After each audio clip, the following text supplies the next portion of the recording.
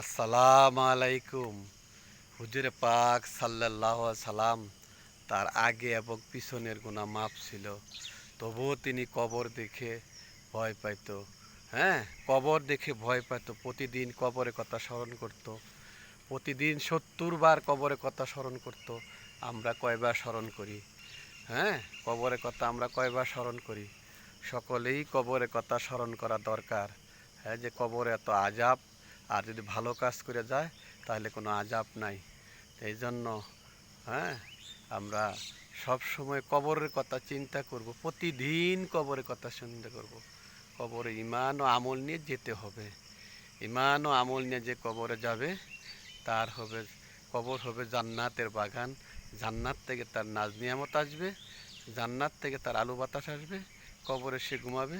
কবর সে কবর সে কি অল্প সময়ে মনে হয় যে তার শেষ হয়ে যাবে কবর। আর যে ঈমান ও আমল নিয়ে না যাইতে পারবে তার তো সময় কাটবে না। তাকে তো সব সময় সাপে দংশন করতে থাকবে, তাকে সব সময় সাপে দংশন করতে থাকবে। তাই ভাই, কবরে যাওয়ার আগে আমরা ভালো কাজগুলা করি, খারাপ কাজগুলা বর্জন করি, তাহলে কবর আমাদের সাথে ভালো ব্যবহার করবে। তাই কবরের জব আমার তো জানাই আছে, কিন্তু জানা যদি আমি আমল না করি বলতে পারবে না তোমার রবকে, তোমার দিন কি ছিল, তোমার নবীর নাম কি।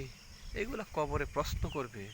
কবরের প্রশ্নগুলো আপনি আমার জানতে হবে। যদি আমি কবরের প্রশ্নগুলা জানি এবং আমল করি, আমল করলে তাহলেই আমার, যদি আমি আমল করি তাহলে আমি বলতে পারবো, না হলে আমি বলতে পারবো না। এই জন্য এই জন্য আমি বেশি বেশি আমল করব। হ্যাঁ, বেশি বেশি কবর সম্বন্ধে জানবো।